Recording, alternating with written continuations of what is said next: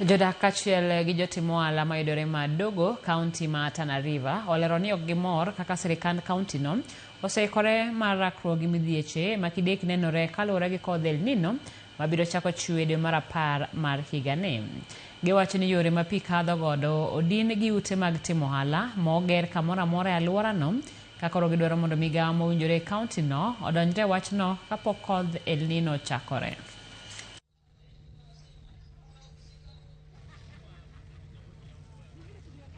Kila sehemu ambayo ilikuwa imetengwa ya kupitisha maji kuflow kwa River Tana ndio sehemu watu wanakimbilia sasa kudevelop. So sasa madogo hii kwa wakati huu tuko kwa hatari sana, kwa sababu sasa hii maji ambayo inatarajiwa, hii mvua ambayo inatarajiwa ikinyesha, madogo ina matarajio ya kuzama.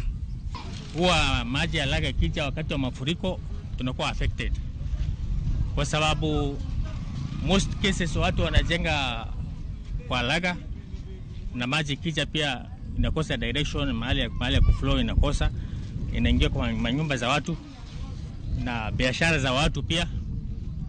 Unapata watu wamesombwa na maji, watu wameathirika. Sasa hii tumesikia kwamba kuna mvua inakuja El Nino na hatujui sasa sisi tutapatikana wapi na hiyo mvua. Ndio hata nyinyi wenyewe mkiangalia serikali yetu ya Kenya, angalieni ile mahali tuko sasa hii. Mvua ikinyesha maji inatafakaa, inzi zinaingia huku yote, inakuwa sisi wenyewe hata afya yetu tuko hali mbaya na watoto.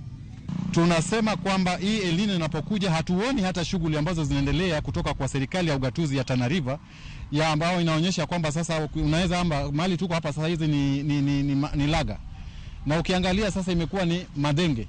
Hii madenge inaashiria kwamba hizo nini ambao barabara za maji zinafungwa kwa sababu maji zinawekwa, misuti ndio zinawekwa katikati hapo, they are not cleared.